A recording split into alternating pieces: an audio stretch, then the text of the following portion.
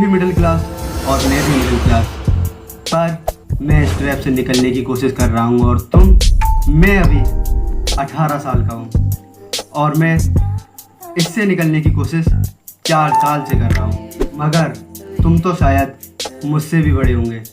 क्या कभी आया है ख्याल इससे निकलने का? वैसे एक बात बोलूँ, तुमको शर्म नहीं आती है? तुम्हारे माँ बाप अपने मन को मारकर तुमको पाल रहे हैं, मुझे तो बहुत आती है। अगर तुम भी सोच रहे हो कि माँ बाप पर बोझ ना बनूं, तो कल से बस इन 3 आदतों को स्लोली अपने अंदर डालते जाओ। तुमको खुद पता नहीं चलेगी कि तुम कब बदल गए।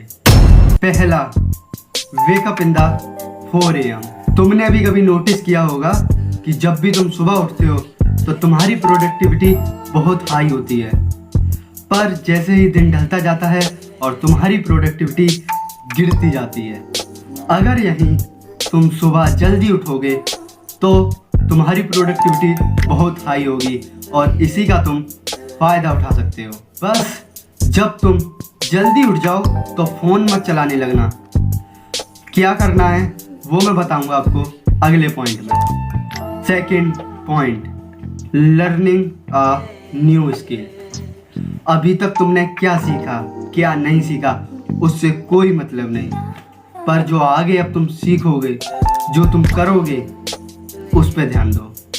अभी मेरे पास कम्युनिकेशन स्किल, स्क्रिप्ट राइटिंग और थोड़ी बहुत वीडियो एडिटिंग एंड मार्केटिंग, ये स्किल है मेरे पास। इनमें से अगर तुम कोई भी स्किल रोज़ सुबह सिर्फ 2 घंटे के लिए सीखोगे तो तुम अपनी कामयाबी के लिए दूसरा कदम बढ़ा दोगे, क्योंकि 80% लोगों से तुम आगे निकल जाओगे सुबह 4 बजे उठकर ही।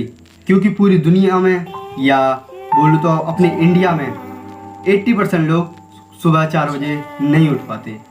बट जो उठ जाते हैं वो फ़ोन चलाने लगते हैं, स्क्रॉलिंग करने लगते हैं।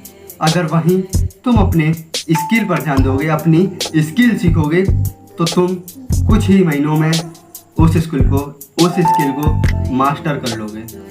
हैबिट नंबर 3, मूवमेंट में जीना सीखो।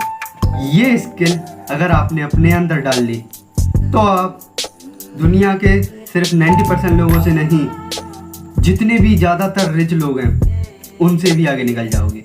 क्योंकि पैसे वाले भी बहुत से लोग खुश नहीं होते, क्योंकि उन्होंने कभी सीखा ही नहीं होता कि मूवमेंट में कैसे रहा जाता है।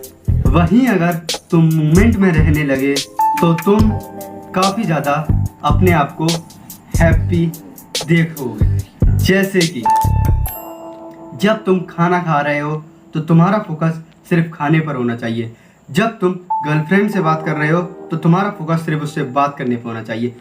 मगर जब तुम काम कर रहे हो तो तुम्हारा पूरा का पूरा ध्यान सिर्फ और सिर्फ काम पे होना चाहिए। ना पीछे की कोई टेंशन, ना आगे की कोई टेंशन, यानी कि ना